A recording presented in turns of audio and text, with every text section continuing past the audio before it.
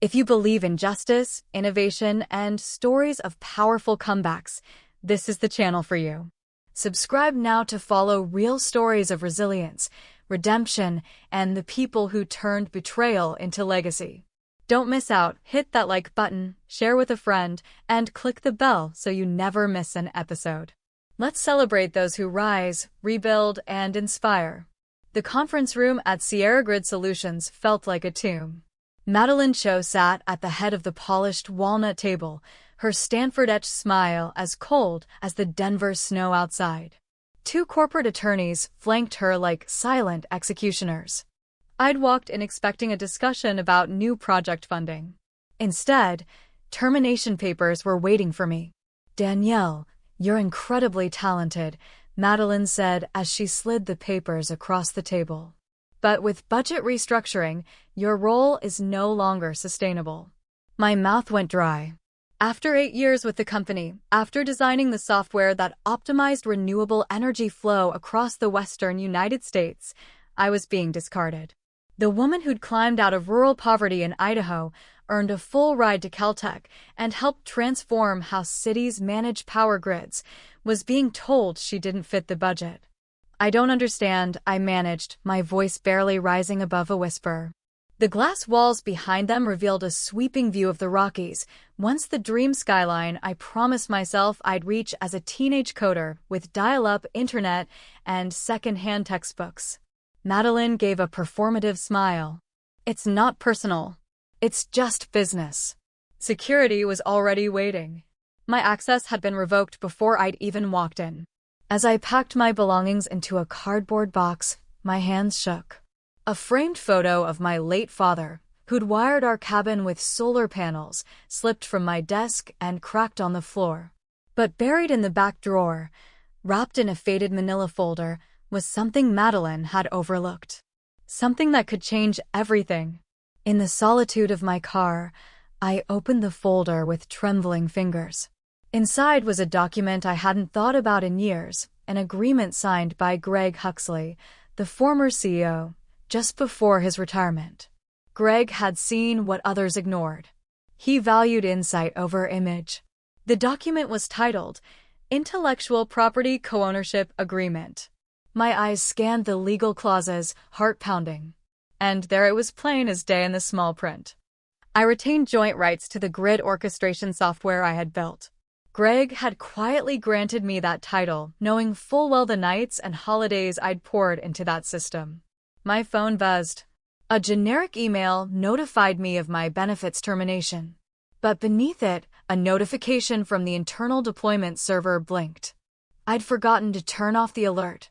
It showed a live system update, with my name still listed as the primary author. The irony struck like a lightning bolt. They'd fired their lead innovator, but were still running her code every day, generating millions in revenue. That weekend, I buried myself in logs from my backup drive. My code wasn't just operational, it was indispensable.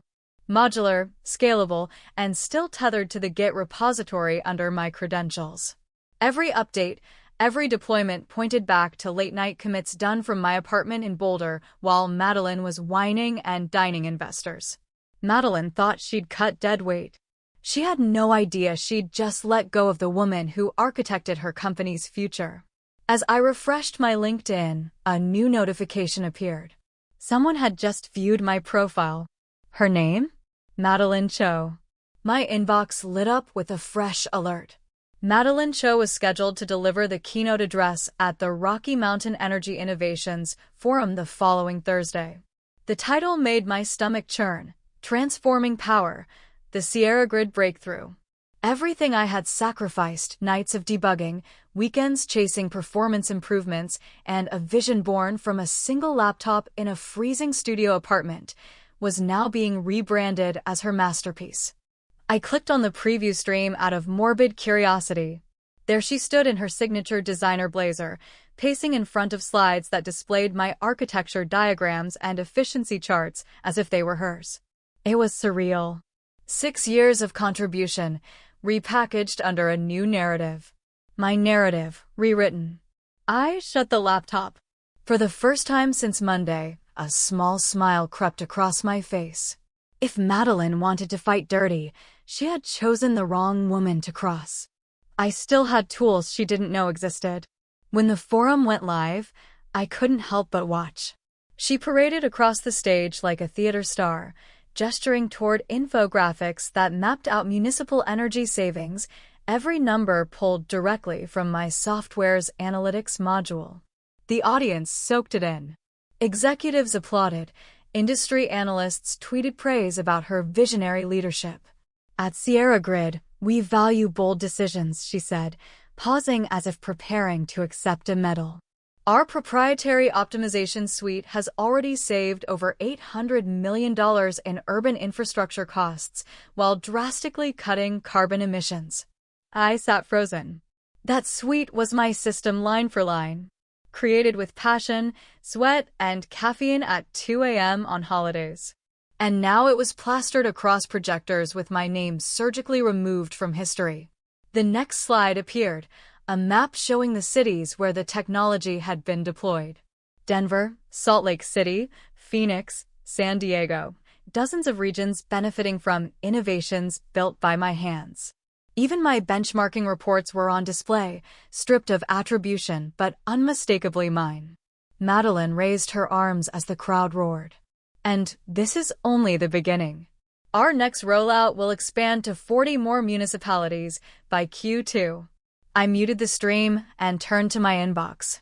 One unread message. Subject: Urgent. Sierra Grid Codebase. From Nolan Brooks. My chest tightened. Nolan had once been a junior developer I mentored, a quiet but sharp thinker. Now he was reaching out from inside the beast. Danielle, the message began, they've been removing your name from the repository files. Source tags, documentation, everything.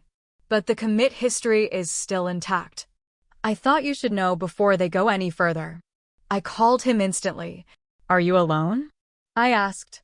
I'm hiding in the QA lab, he whispered. Look, they spent the weekend wiping metadata from the release packages. But they missed something big, the Git history. Every contribution is still traceable to your user ID. My fists curled.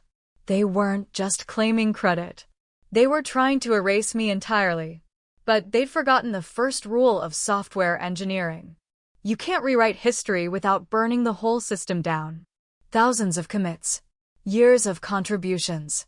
All traceable. All mine. There's more, Nolan whispered. They're rebranding the whole platform. Calling it Chonet. Marketing's already working on the rollout. I stared at my screen, breath slow, mind racing. Madeline hadn't just stolen my work. She was trying to rename it in her image. Brand consultants had already mocked up the logo. Chonet in bold teal letters, flanked by a sleek graphic of a power grid. The sheer nerve of it left me speechless for a moment. Madeline hadn't just cut me loose. She intended to immortalize herself using my invention. My name scrubbed. Her initials slapped on the legacy I'd spent nearly a decade building. I ended the call with Nolan and immediately launched my secure backup environment. Within minutes, I began replicating the entire source library, every branch, version, and signature timestamped entry. Not just the code, but every proof point. Documentation. Commits. Architecture diagrams. Performance logs. All of it. Madeline believed she'd ended the story. She didn't know the second act was just beginning. 2 days later, I sat in a cherry-paneled office filled with the scent of oiled wood and old ambition.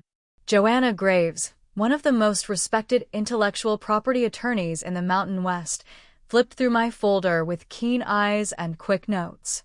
She'd worked on landmark patent cases for firms across Colorado. The versioning trails. The original contract signed by former CEO Greg Huxley. The embedded authorship signatures in the Git metadata. Joanna finally looked up. This is bulletproof, she said. They never filed the override clauses. You still hold co-ownership. My pulse quickened. What does that mean in practical terms? She leaned back, fingers steepled. It means Sierra Grid has been using protected technology without your authorization. You could halt them immediately with a cease and desist. I shook my head. That's not the goal. I'm not here to pause their expansion. I want to outmaneuver it entirely. Her eyebrow arched slightly. Go on. I pictured Madeline on that stage, taking credit she hadn't earned, twisting my story for applause. I didn't want silence. I wanted a storm. I want to sell my share of the IP to their most determined competitor. Joanna smiled, slow and sharp. Now that's a real move. She tapped her tablet. There's a European company, Verdance Energy Systems, based in Geneva. They've been trying to break into U.S. markets for over a decade. Sierra Grid's monopoly has kept them boxed out. Reach out, I said. Let them know I have something that could tip the balance. The message I composed to Verdance was direct. I'm the co-architect of an energy platform currently being marketed as Sierra Grid's flagship product. I own 50% of the source code. I was terminated last week. Interested in turning the tables? Their reply arrived hours later. We've been trying to challenge them for years. When can we meet? I stared at the blinking cursor. There would be no turning back. My response, Thursday. Geneva. Bring your legal counsel. The next morning, my phone reminded me, final day of benefits. After today, I'd officially be unemployed. But if the Geneva meeting went as planned, I wouldn't need payroll again. Verdant's headquarters overlooked Lake Geneva, sleek towers framed by the Alps. Their CTO, Dr. Elena Bruhl, greeted me in a glass-walled conference suite. As I connected my laptop, I looked at the team of engineers and said, "This isn't just a tech demo. This is restitution." And with a single click, the future came to life. I confirmed it clearly. Since last Friday, Sierra Grid no longer held lawful access to the platform. The room erupted in rapid exchanges: German, French, Spanish. Dr. Elena Bruhl raised her hand for silence. "What are you asking from us?" she said. I met her gaze calmly. An exclusive licensing deal, long-term collaboration, and a number that ensures Madeline Cho never forgets my name. A day later, I was back in the U.S., walking into the United States Patent and Trademark Office in Alexandria with a meticulously prepared binder. The woman at the reception desk directed me to a patent specialist, a weary-eyed clerk named Marcia, who seemed more curious than concerned as she reviewed the documents. "Split ownership like this isn't common," she said, flipping through the copy of the Huxley contract. "Greg believed in safeguarding creators," I replied. "He knew how easy it is for talent to be erased." After a few more scans and keystrokes, she nodded. "This will be official in the National Registry within 48 hours. I walked out feeling like lightning in human form. My phone wouldn't stop buzzing. Emails, texts, LinkedIn messages. Old colleagues wanted to know if what they were hearing was real. Had I really been let go? Was I okay? Could they help? I ignored them all. Instead, I updated my professional headline.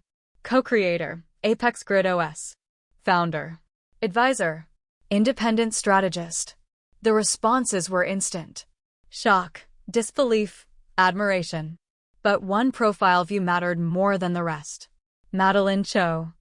I could almost see her expression twisting as she read the update, piecing together what I'd done. The profile page her PR team had rewritten me out of now told a new truth, one that couldn't be controlled. Moments later, my laptop chimed with a new message. The subject line made me laugh. Immediate cease and desist. Unauthorized claims of IP ownership. The attached letter was a perfect example of legal theater. 3 pages of carefully worded threats, warnings of litigation, and orders to scrub all mentions of Apex Grid from my social media. I forwarded it to Joanna Graves, who called me 5 minutes later, chuckling. "They're unraveling," she said. "It's fluff.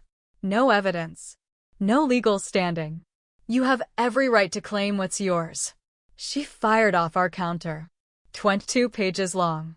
Complete with version history, access logs, internal emails, the Huxley Agreement, and newly stamped USPTO documentation. The message was unmistakable. "You're bluffing." "We're not. That night, around 11 p.m., my phone rang. Unknown caller. Danielle, a voice rasped. I knew immediately. What do you want, Madeline? This is absurd. You can't hijack proprietary code like this. Greg signed it. It's official. Public record. She paused. So, what's your endgame? You want cash? A title? Name it. I smiled in the soft blue light of my apartment window. I want accountability. You cut me loose to save overhead. Now, let's find out what that cost you. I ended the call before she could reply. The courier arrived at dawn with a thick packet from Verdance Energy Systems. My kitchen table became a war room as I spread out the contract. Exclusive rights. 10-year licensing agreement. Upfront compensation. $2.1 billion. Even after taxes and legal fees, my share would come to roughly $1.6 billion. I signed with a steady hand. Seconds later, a secure message lit up my screen.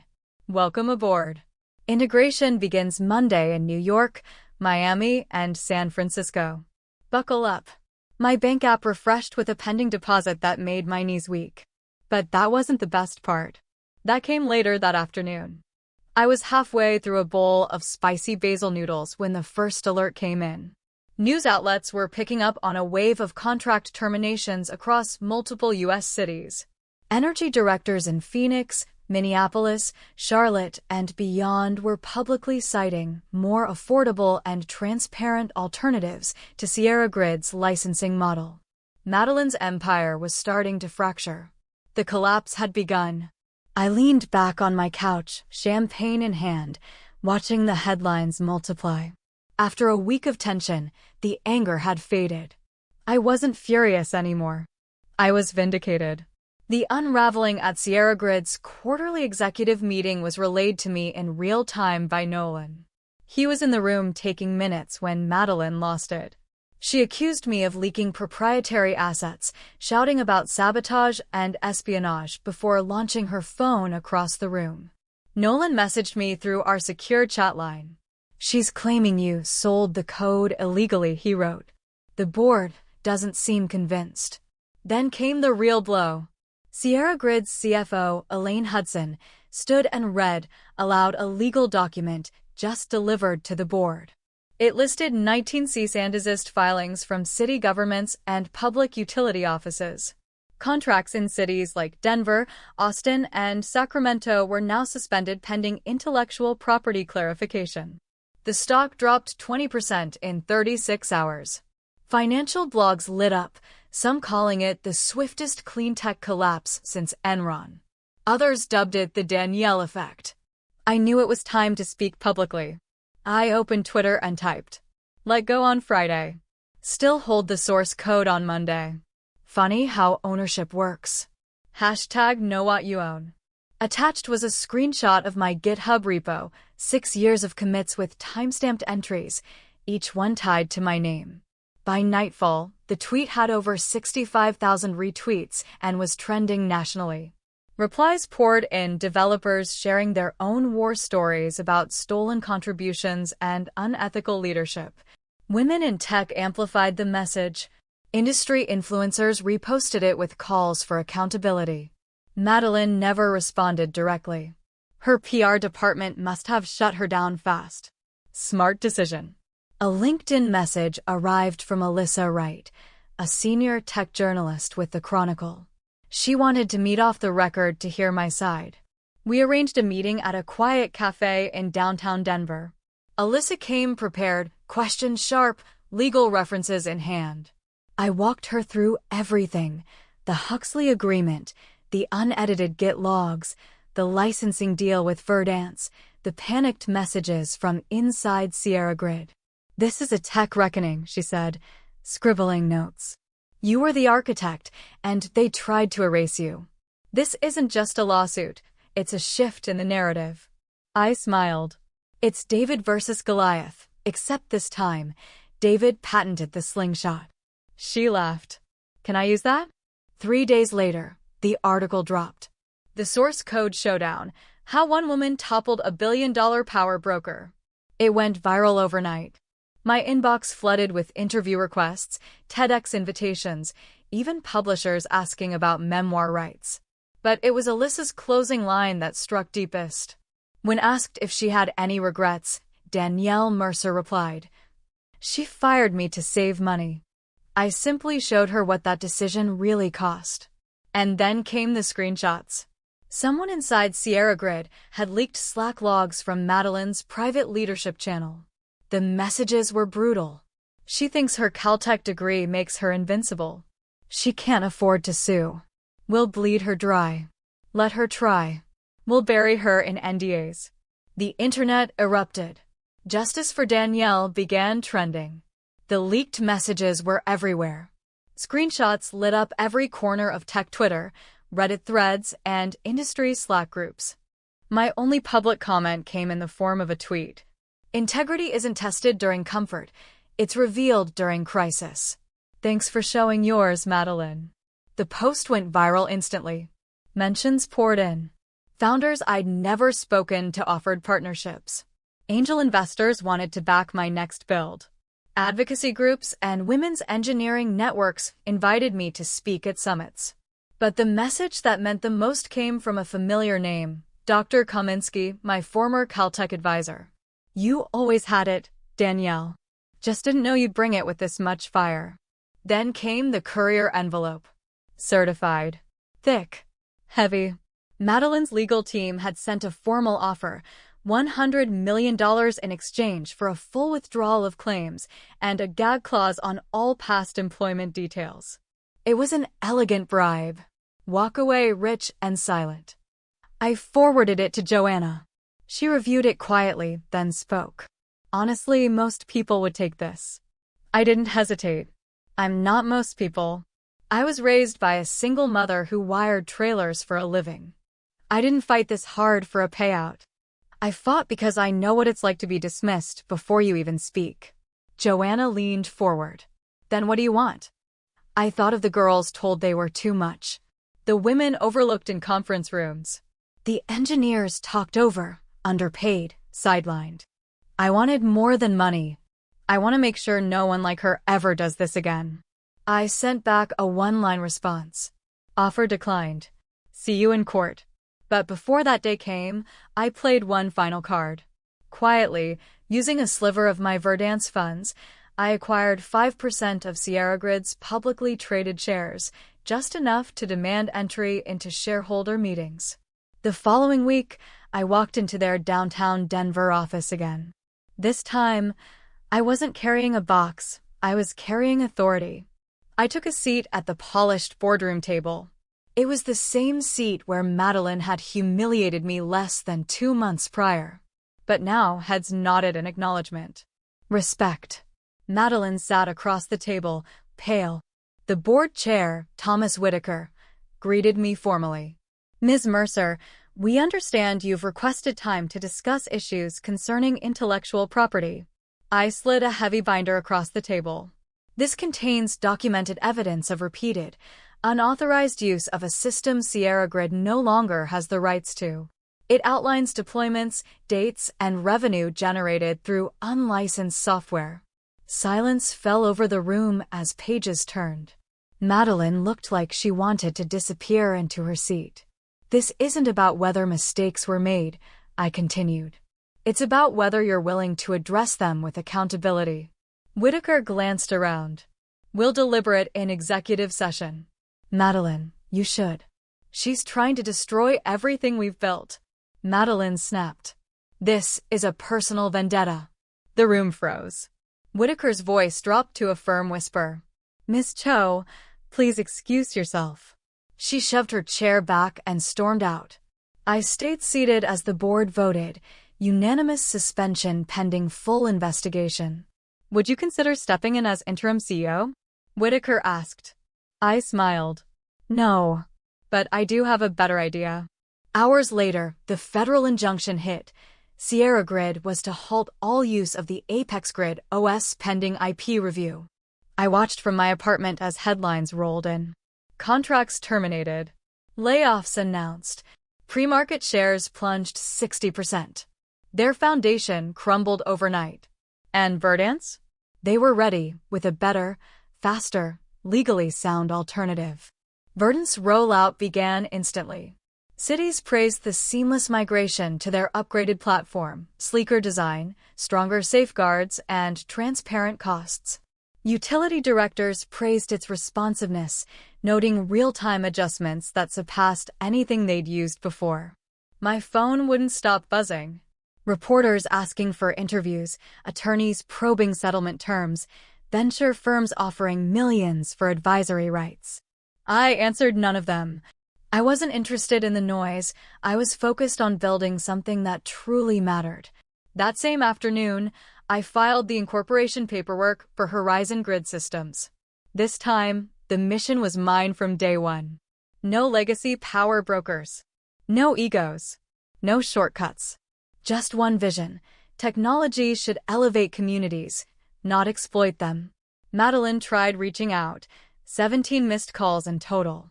I blocked her number after voicemail 5 when her tone turned from pleading to threatening. She warned me that her legal team would pursue every avenue to take me down. Let them try. I didn't need to say anything. Glassdoor did it for me. Anonymous reviews from Sierra Grid employees began surfacing like floodwaters. Engineers and analysts alike shared blistering accounts of favoritism, toxic leadership, and executive backstabbing. One reviewer described how top performers were pushed out while unqualified hires were promoted for optics. Another wrote, "The soul of the company died the moment Greg left." Madeline didn't care about innovation. She cared about headlines. One post in particular stood out. Danielle Mercer was the most brilliant engineer we ever had. She scared people at the top because she was the real deal. Now, they're learning the cost of confusing privilege with competence.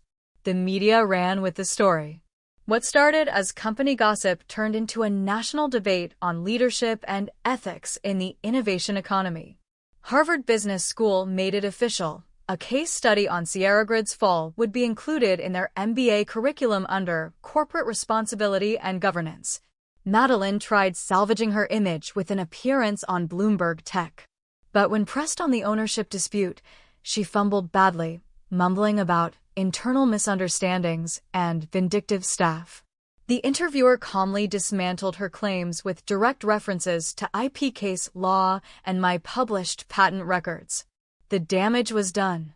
Then came the real spotlight. The U.S. Senate Commerce Committee held a live hearing on intellectual property abuses and employee protections in tech. Senator Kendra Malone grilled executives from several firms. My case was referenced directly. Holding up a printed screenshot of my viral post, she asked, "Ms. Mercer was terminated on a Friday and still legally held co-ownership of the software by Monday. If this system worked, how is that even possible?" The CEOs on the panel shifted uncomfortably in their seats. None of them had an answer. Madeline wasn't invited to testify, but her absence spoke louder than any excuse she could have offered. The moment went viral. #TechJustice trended for 3 straight days. My inbox filled with hundreds of personal messages, developers, researchers, founders, each with their own story of betrayal or theft. The sentiment was clear. This wasn't just about me. A venture capitalist tweeted, "Danielle Mercer's fight should be required reading in startup incubators. Protect your code. Protect your voice." Later that week, Caltech announced the creation of the Mercer Fellowship for Women in Computational Engineering. I sat at my kitchen table, tears in my eyes, reading the release. It was happening. And then came the shareholder lawsuit, filed directly against Madeline Cho for gross negligence, reckless oversight, and mishandling of critical IP assets. This wasn't revenge. It was justice. And it had just begun. The judge's order came through that morning. Madeline Cho's personal assets frozen, pending full discovery. Watching the footage from the courthouse steps brought a conflicted sense of closure. The confident woman who once dismissed me with a smirk now stood encircled by attorneys, hiding behind oversized sunglasses, dodging questions. She looked smaller than I remembered, both in stature and presence. "This is a politically motivated attack," she told the press. Danielle Mercer is trying to sabotage a vital American company because she couldn't adapt to change. The reporters weren't buying it. One journalist spoke up over the noise. If Ms. Mercer's claims are baseless, why hasn't Sierra Grid produced any counter-documentation? Madeline didn't answer.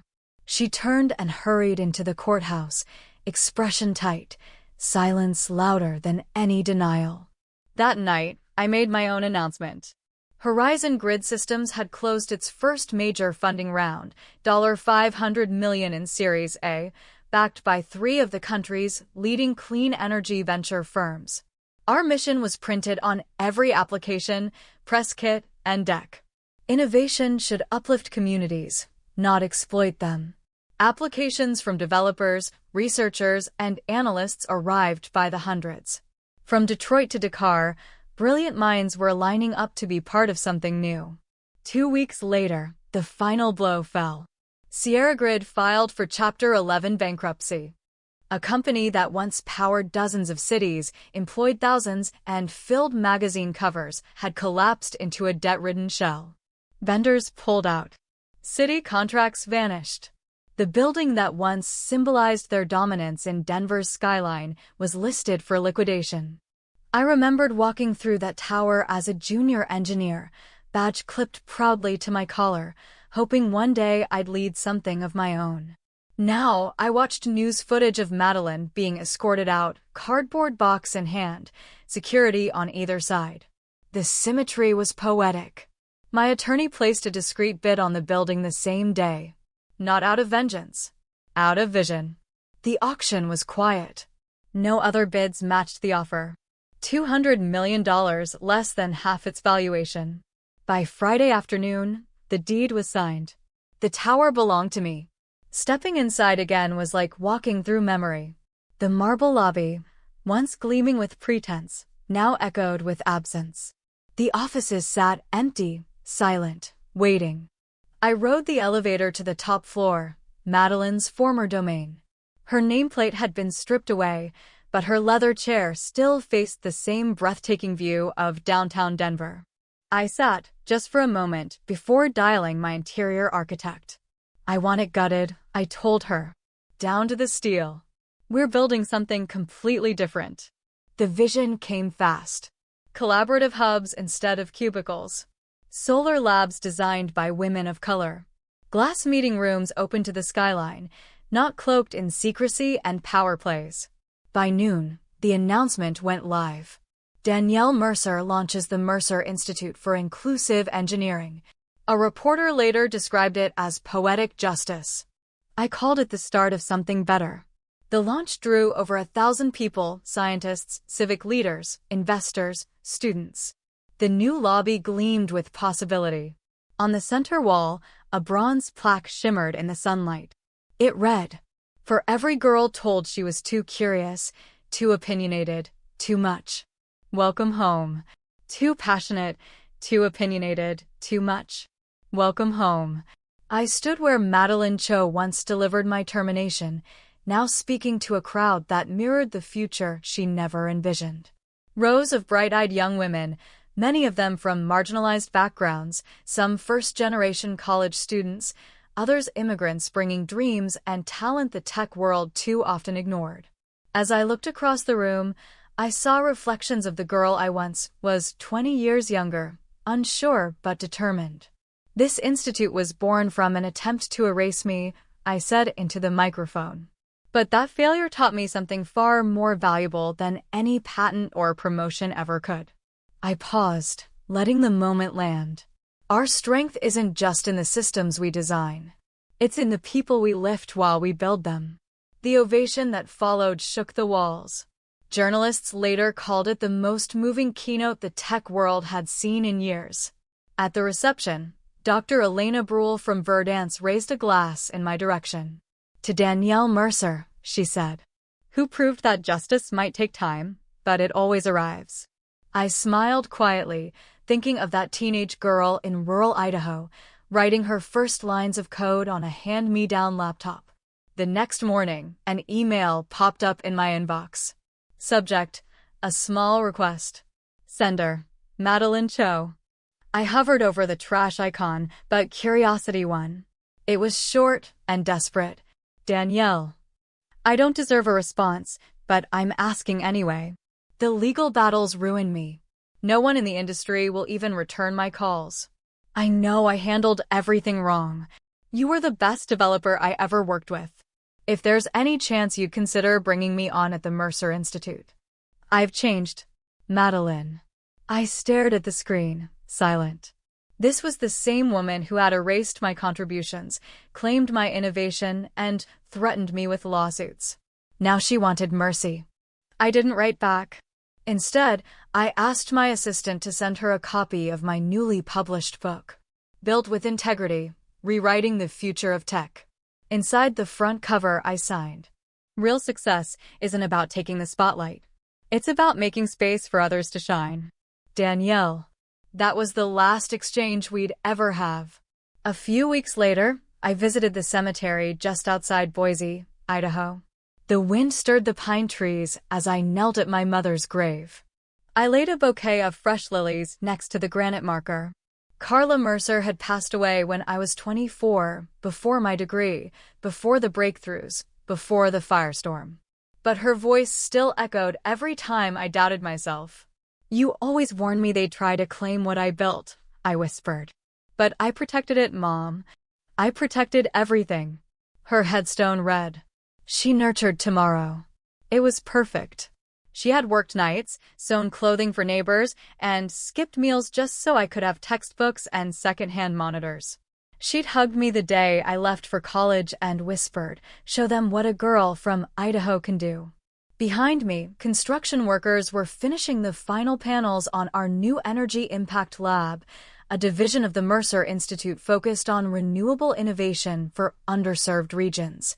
50 of the most brilliant problem solvers in clean tech would soon call it home.